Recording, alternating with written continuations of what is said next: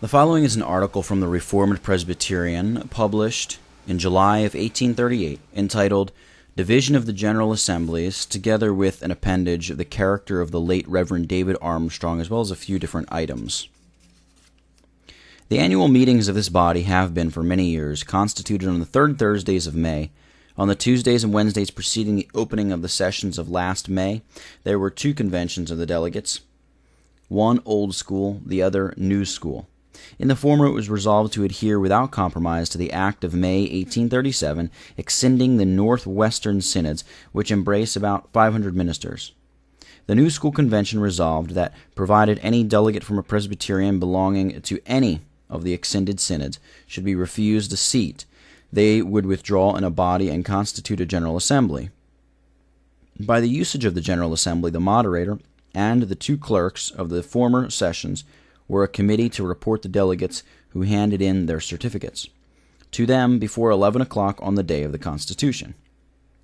Immediately before the preaching of the opening sermon, Dr. Eliot constituted the assembly, and the committee reported the delegates. It was then asked by a Hopkinsian, or New School man, whether the delegates from the presbyteries of the extended synods had been reported. The committee replied that they had not. One of those who had not been recognized rose and announced that he had been rejected, on which an appeal from the decision of the committee was moved and seconded. The moderator refused to put the question, as he had not, according to an established usage, announced the members of the assembly. A New School man then commenced the reading of a protest and read it through amidst loud cries of order from the moderator and others. It was then moved by someone that a moderator should be chosen. He put his own motion. The Old School men, of course, refused to vote, and the New School party were unanimous. Clerks were elected in the same tumultuous, disorderly manner. It was then resolved to adjourn to meet forthwith in a Hopkinsian church. The New School retired according to the resolution, met, and proceeded to the transaction of business, claiming to be the General Assembly of the Presbyterian Church in the United States. The Assembly of Old School men then proceeded in the ordinary course of business, as if no unusual event had happened. As to the estimates of numbers, accounts vary, but it is generally agreed that the old General Assembly consisted of about 30 members more than the new. They were certainly a majority. The General Assembly passed several acts in substance that all the presbyteries, under their care, should extend before the meeting of the synods next autumn. All who do not adhere to the deeds of the assemblies of 1837 and 1838, and that where there is a minority of 3 Orthodox ministers, they shall be recognized as the presbytery, and that a similar process should be carried down into the congregations. 3 civil suits have already been commenced by the New School men who lay claim to all the property of the Presbyterian Church. The Old Assembly have the doctrine, the order, and a majority of the body, of course. Whatever the courts may decide, the common sense of the great Christian community will recognize it as the supreme judicatory of the Church. The New School men, like other schismatics, endeavor to keep doctrine as much out of view as possible and stake the whole success of their cause on technical points of order on which the multitude are not so competent to decide, and on the public sympathy excited by the cry of persecution. Thus, the cry of Catholic communion, the process of amalgamation, and the latitudinarian comprehension in that body has led to the excitation and the angry passions, final disruption, and acrimonious suits in the civil courts. Besides, there still exist in both these bodies the electments of farther division. A few Orthodox men from the West refuse to recognize the old General Assembly, chiefly, it is believed, because in the preparatory convention it had been resolved that the subject of slavery should not be discussed. There were some Hopkinsians also in that body who preferred slavery to New School doctrines, and it is well known that a very large majority of the new assembly are abolitionists.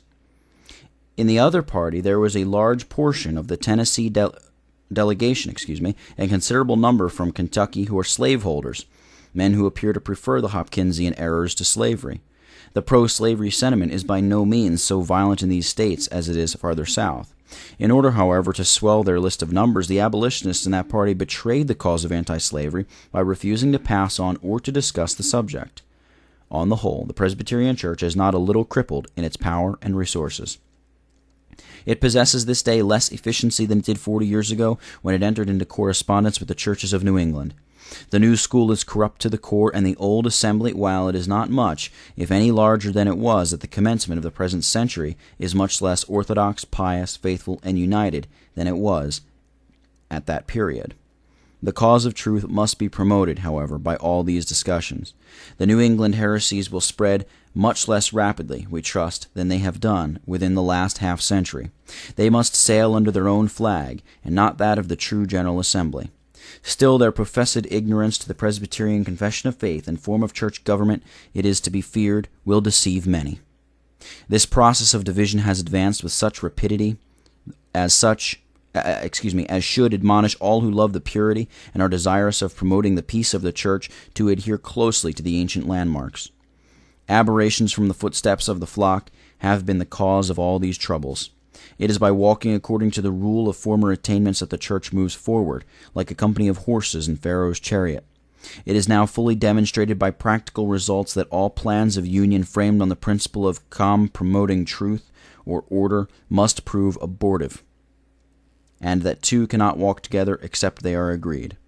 The stakes must be strengthened when Zion lengthens her cords and stretches out the curtains of her habitation.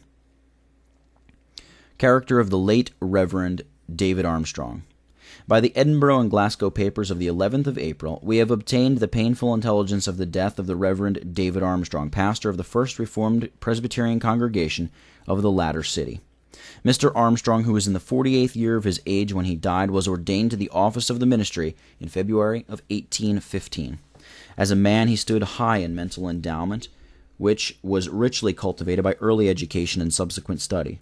The most striking characteristics of his mind were clearness of apprehension, depth of thought, and philosophical accuracy.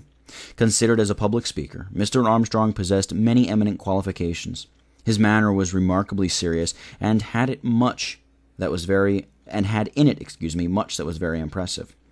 His language was always well chosen and appropriate. His voice was rich and full, and his enunciation deliberate and distinct. But an overstrained anxiety for precision and accuracy of expression, arising evidently from mental peculiarity, sometimes laid a restraint upon his emotions. This, in the judgment of superficial hearers especially, sometimes threw him into the background when compared with less gifted but more passionate preachers. There were times, however, when the greatness of the subject or the occasion would draw him into a warm and animated manner of speaking, very different indeed from mere vehemency, but far more illustrative of eloquence. Such always were communion seasons. On these occasions he appeared to great advantage. His addresses at the communion table were often models of their kind, doctrinal statement finely combined with the consolations of the gospel and Christian experience. Mr. Armstrong, as a presbyter, occupied a high place in the church. To his other ministerial qualifications he added that of an extensive acquaintance with ecclesiastical order, unassuming and unpretending in his expressions of opinions. As well as general character, he was nevertheless remarkable for decision and firmness. In his private intercourse, Mr. Armstrong showed great amiableness of disposition and kindness of heart. The duties of the pastoral office he discharged with the utmost fidelity. As a man and as a minister of religion, he was distinguished for integrity and conscientiousness. And to complete this notice of his character, we feel ourselves warranted in saying that he was a Christian of deep and unfeigned piety. We give this passing tribute to the memory of one endeared to us by many interesting recollections, and whose instructions are interwoven with our early and most cherished associations. A few items. The difference. A Calvinist once heard an Arminian preach, and after service was ended, the latter demanded of the former to know how he was pleased. The Calvinist frankly acknowledged that he was not edified. "I want to know," said the other, "what could have been the reason? Did I not preach works and grace?" "Yes," said the Calvinist. "And do you not believe in works and grace?" "Yes, I do." "What then can be the difference?" said the other. "Why," said the Calvinist, "you place works at the bottom for the foundation, and grace at the top as the consequence, whereas I place grace at the bottom as the foundation, and works as the consequence. In other words, you make works the tree and grace the fruit, whereas I make grace the tree and works the fruit." "Indeed," said the Arminian, "I see no great difference in this, since we both embrace the essentials." "All the difference," rejoined the Calvinist, "is that your house is built bottom upwards, and whether such a house is fit for residence, or will stand or fall in the decisive day, you can judge.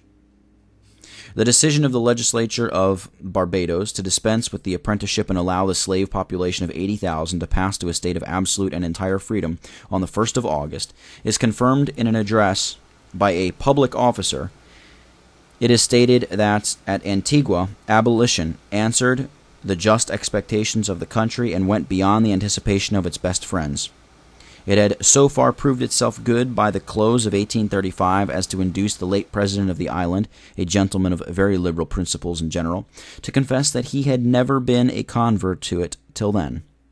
It is no less to be remembered that there were only 20 policemen to control 20,000 of the peasantry. The address goes on to state the hope of reward sweetens labor. Says the old proverb, and so it was with the workers. A gang of 100 was employed on Saturday to hoe a 6-acre piece of stiff soil. They completed it by sunset, receiving 2 shillings currency each. The same work would have cost £60 in the time of slavery. When I visited the island last November, I found a greater quantity of cane land in cultivation than I had known for 20 years before. In anticipation of the 1st of August, land is rising in value, and the fact that future laborers will also be consumers, and thus increase the trade of the island, and that emancipation will be beneficial to all classes, causes